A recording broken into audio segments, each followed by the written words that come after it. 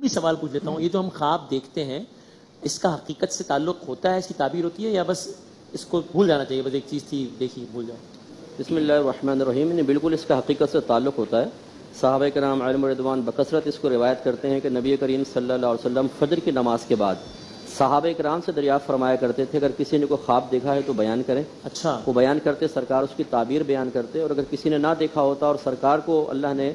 خواب میں بذریعہ وحی کوئی چیز دکھائی ہوتی تو آپ اس کو بیان فرمایا کرتے تھے. تو اس کی حقیقت ہے. اچھا، یہ ضروری ہے کہ ہر خواب کی کوئی نہ کوئی تعبیر ہو؟ وہ میں عرض کرتا ہوں جی. تو خواب چار طرح کے ہوتے ہیں. ہاں، اللہ کی طرف سے آئے تو رحمانی ہے، نفس کی طرف سے آئے تو نفسانی، شیطان کی طرف سے آئے تو شیطانی، اور بعض اوقات طبیعت کے تقاضے کی وجہ سے ہوتا ہے. آپ ٹینشن میں، پریشانی میں، تو رات کو پیچھے کتے بھاگ رہے ہوں گے، آپ آگے ہوں گے. تو یہ اس طرح کے خواب جو ہوتے ہیں. اچھا، اب یہ پتہ نہیں چلتا کہ یہ اللہ کی طرف سے ہے یا شیطانی نفس کی طرف سے ہے. عمومی اس کا قاعدہ یہ ہے کہ اگر اچھا خواب ہے، پاکیزہ شخصیات کو دیکھا، متبرک مقامات کو، تو اللہ کی طرف سے متصور کریں.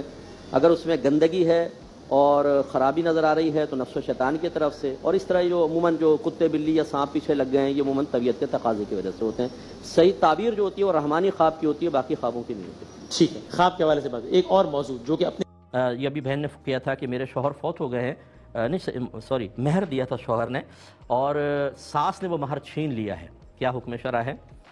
دیکھیں، مہر کی حقدار زوجہ ہی ہوتی ہے. شوہر نے جب حق مہر دیا تو آپ اس کی مالکہ ہیں. کسی ساس کو کیا آپ کی سگی والدہ اور والد کو حق حاصل نہیں ہے کہ وہ آپ سے چھین لیں؟ اگر چھینیں گے تو گناہ کبیرہ کے مرتکب ہوں گے، یعنی آپ کی مرضی کے بغیر. چاہے جائے کہ ساس جو ساسیں سن رہی ہیں ناراض نہ ہوں، آپ کا اللہ تعالیٰ آپ کو اور مقام عطا فرمائے، گھر پر آپ کی حکومت کو قائم رکھے، بچے آپ کے فرما بردار رہیں، میری دعا ہے. لیکن ذرا یہ یاد رکھیے گا کہ اگر آپ نے کسی چیز کو اپنا حق سمجھ کر، حالانکہ شرعی لحاظ سے وہ آپ کا حق نہیں ہے، غلط تصرف کیا، یہی بیٹا بیٹی ہوں گے، یہی پوتا پوتی ہوں گے، یہی بہویں ہوں گی جن کے سامنے بروز قیامت آپ کو کھڑا کر کے آپ سے حساب لیا جائے گا. اس لیے ساس بننا بھی آسان نہیں ہے، ماں باپ بننا بھی آسان نہیں ہے، بہو بننا بھی آسان نہیں ہے، صحیح کامل بیٹا بیٹی بننا بھی آسان نہیں ہے، شوہر اور بیوی بننا بھی آسان نہیں ہے. میں کہتا ہوں جب تک کہ آپ علم دین نہیں سیکھیں گے تو سب کو پتہ ہوتا ہے میرے فرائض کیا ہیں اور میرے کیا کیا حقوق ہیں، وہ اس سے تجاوز نہیں کرتا. اور لیکن جب ہم سیکھتے نہیں ہیں، تجاوز کرتے ہیں. جیسے ساس نے آپ کا زیور وغیرہ ہوگا یا پیسہ ہوگا لے کے رکھ لیا، یہ بالکل حرام اور گناہ کبیرہ ہے.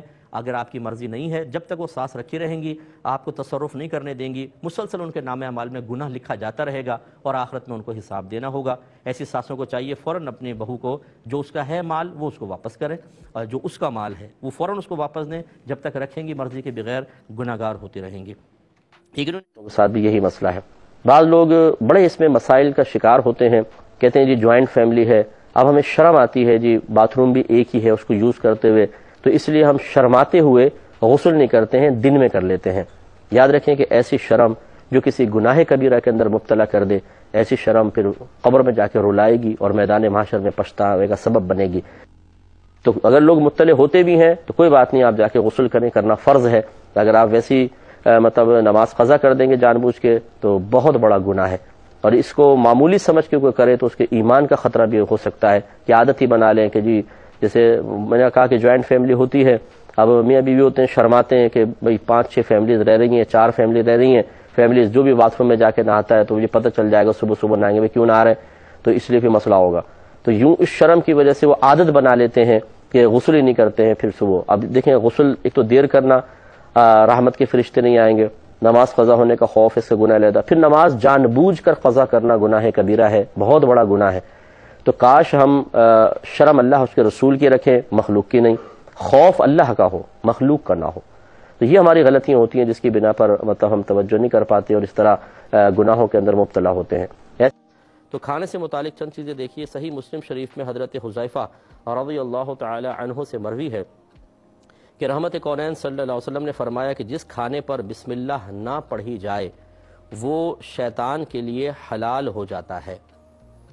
ابھی بھی آپ کو سمجھایا تھا کہ بعض اوقات تو سرکار صراحتاً حکم دیتے ہیں یہ کام کرو، یہ کام نہ کرو، اور کبھی ایسا ہوتا ہے کسی فعل کی برائی ذکر کی جاتی ہے، اسی طرح کہ اس کے ساتھ شیطان کا ذکر کر دیا جاتا ہے، یا غیر قوم سے مشابہت کا ذکر کیا جاتا ہے، یا اظہار ناراضگی ہوتا ہے کہ جو ایسا کرے وہ ہم میں سے نہیں ہے، یا اس پر میدان محشر میں کوئی ذلت یا رسوائی کا معاملہ ذکر کر دیا جاتا ہے، جہنم کے عذاب کی وعید ذکر کی جاتی ہے، لعنت کا اگر ذکر ہو کہ یہ فعل کرو گے تو اس پہ اللہ کی لعنت، یہ اس طرح آ جائے، یا یوں ہی اگر قرب قیامت کے وقت کی کوئی بات سرکار بیان فرمائے کہ قیامت کے وقت قریب ایسا ہوگا، وہ بھی عموماً سرکار گناہ ہی بیان فرما رہے ہوتے ہیں، اور سمجھ لیجئے ان میں سختی اور شدت ہوتی ہے۔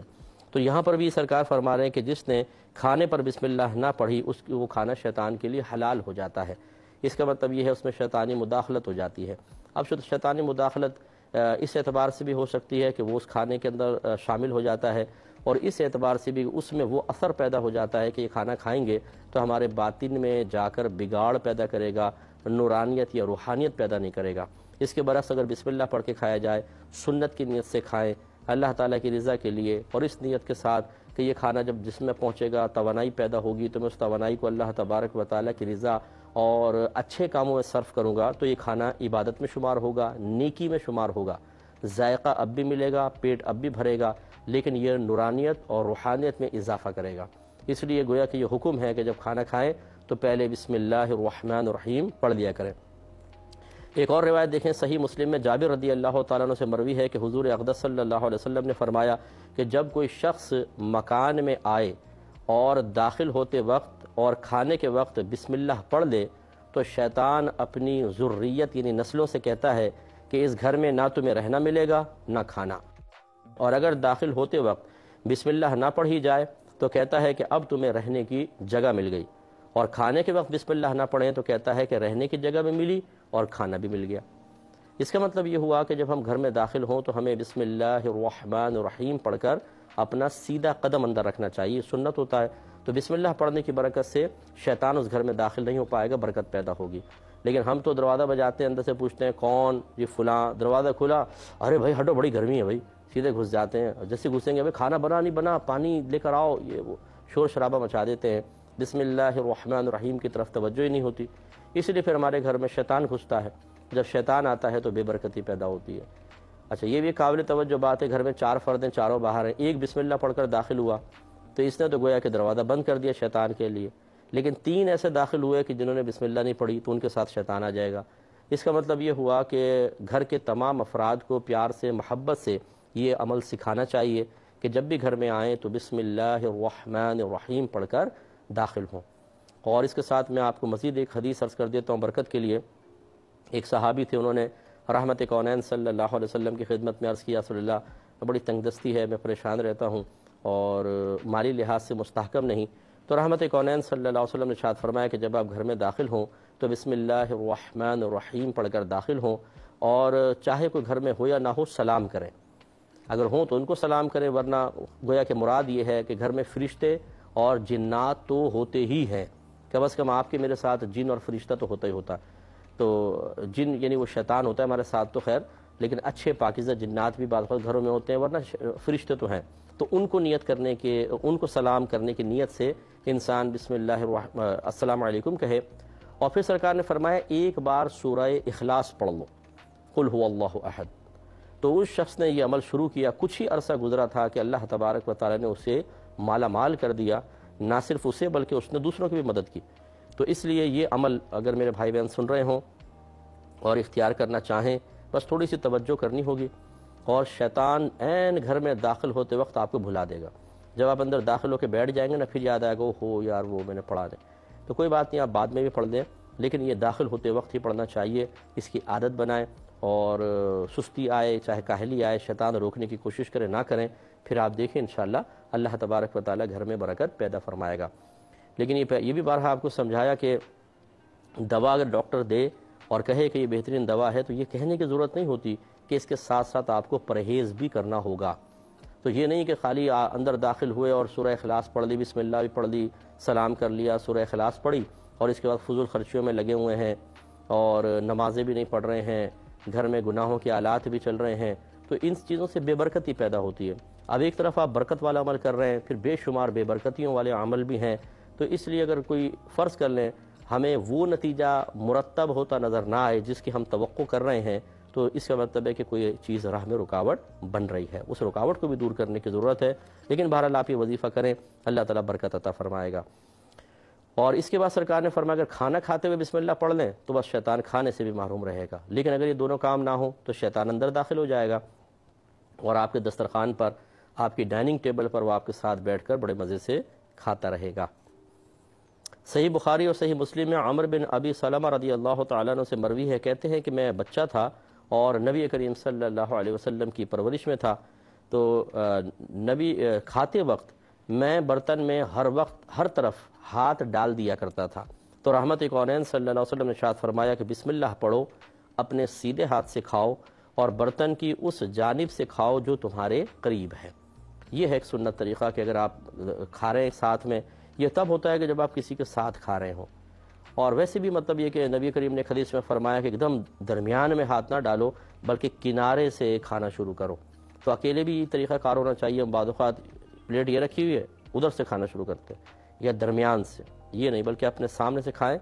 اور جب ہم کسی کے ساتھ کھا رہے ہوں، جیسے بسا اوقات ایک تھال میں رکھ دیا جاتا ہے، 2-3 آدمی کھا رہے ہوتے ہیں، تو پھر اپنے سامنے سے کھانا، یہی ادب احترام ہوتا ہے۔ یہ نہیں کہ آپ ہاتھ بڑھا بڑھا کے دوسرے کے آگے سے چیزیں اٹھا کے کھا رہے ہوں، وہ بیچارہ اپنا منصوبے بندی کر رہا ہوتا ہے کہ ابھی میں یوں کھاؤں گا، پھر یہ آلو کھاؤں گا، یہ بوٹی کھاؤں گا، اور آپ ہاتھ بڑھا کے اس کو اپنے سامنے لے آئیں، تو پھر وہ دل ہی دل میں آپ کے لیے پاکیزہ دعائیں کرے گا۔ اس لیے بہتر نہیں ہے کہ اس انداز سے دعائیں حاصل کی جائیں، اس لیے اپنے سامنے سے کھانے کی تلقین ہے۔ اور سرکار نے ارشاد فرمایا کہ سیدھے ہاتھ سے کھاؤ، بعض الٹے ہاتھ سے کھاتے ہیں، یہ مناسب نہیں ہے، سیدھے ہاتھ سے کھانے کی کوشش کرنی چاہیے، یہی سنت طریقہ بھی ہے۔ ایک اور روایت دیکھیں، ابو داؤد، ترمذی، حاکم حضرت عائشہ صدیقہ رضی اللہ تعالی عنہا سے روایت کرتے ہیں کہ رسول اللہ صلی اللہ علیہ وسلم نے ارشاد فرمایا کہ جب کوئی شخص کھانا کھائے تو اللہ عز و جل کا نام ذکر کرے، یعنی بسم اللہ پڑھے، اور اگر شروع میں بسم اللہ پڑھنا بھول جائے تو یوں کہے بسم اللہ اولہ و آخرہ، یعنی بسم اللہ اس کے شروع میں، آخرہ اور اس کے آخر میں، یہ اس کا مفہوم ہے۔ تو اس لیے بعض اوقات ایسا ہوتا ہے ہم کھانا کھانا شروع کر دیتے ہیں، توجہ نہیں رہتی، پھر ہمیں یاد آتا ہے کہ وہ شروع میں بسم اللہ تو نہیں پڑھی، تو پھر یہ کہہ لیں بسم اللہ اولہ و آخرہ، تو انشاءاللہ اگر پہلے شیطان شامل ہو بھی جاتا ہے، جیسے ہی ہم یہ پڑھیں گے شیطان فوراً پیچھے ہٹ جائے گا اور کھانے میں برکت پیدا ہوگی۔ اس لیے بہتر یہ ہوتا ہے کہ جب ایک ساتھ کھانے کھائیں اور ایک ساتھ ہی کھانا کھانا چاہیے، کوشش کرنی چاہیے، یہ نہیں کہ ہمارا ایک آدمی جاتا ہے کچن سے سالن کھانا اتار کر وہ کھا لیتا ہے، وہ گندے برتن چھوڑ کے پھر دوسرا آ جائے گا وہ جا کے اتارے گا۔ اکیلے اکیلے کھانے کے ہم بہت زیادہ عادی ہوتے ہیں، اور وجہ اس کی یہ ہوتی ہے کہ یا تو ٹائمنگز مختلف ہوتی ہیں، ایک پہلے آ جاتا ہے، ایک بعد میں، جو پہلے آ اس کو زیادہ بھوک لگ رہی ہوتی ہے، کہتا ہے مجھے تو دے دو، میں انتظار نہیں کر رہا ہوں۔ اور کبھی ایسا ہوتا ہے کہ موڈ پر ہوتا ہے، گھر میں موجود ہیں لیکن ایک ساتھ بیٹھ کے نہیں کھائیں گے، ارے آپ لوگ کھا لو میں بعد میں کھاؤں گا، پھر ایک آ رہا ہے، پھر دوسرا آ رہا ہے، پھر تیسرا آ رہا ہے، یہ غلط طریقہ کار ہوتا ہے۔ کوشش کرنی چاہیے پہلے بھوک لگ جائے تو روک کے رکھیں، سب کے ساتھ کھائیں، اگر کوئی آنے والا ہے اس کا انتظار کر لیں، تھوڑا سا موڈ بنائیں، ساتھ کھائیں، چاہے تھوڑا کھائیں لیکن ساتھ کھانے کی کوشش کریں، اس میں بہت زیادہ برکت ہوتی ہے۔ اور اس میں فائدہ یہ بھی ہے کہ ہم ایک دوسرے کو یاد دلا سکتے ہیں کہ پہلے بسم اللہ پڑھ دی جائے، اور دلانی بھی چاہیے۔ اسی طریقے سے امام احمد، ابو داؤد، ابن ماجہ، وحشی بن حرب رضی اللہ تعالیٰ عنہ سے راوی ہیں کہ نبی کریم صلی اللہ علیہ وسلم نے ارشاد فرمایا کہ مجتمع ہو کر کھانا کھاؤ اور بسم اللہ پڑھو، تمہارے لیے اس میں برکت ہوگی۔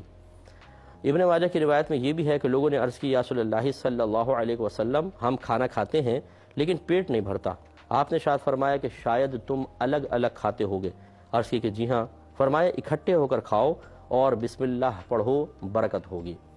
اس کا مطلب یہ ہوا کہ ایک ساتھ کھانا کھانے میں برکت ہوتی ہے، علیحدہ علیحدہ کھانے میں بے برکتی پیدا ہوتی ہے، لہٰذا اس پر بھی عمل پیرا ہونے کی کوشش کرنی چاہیے۔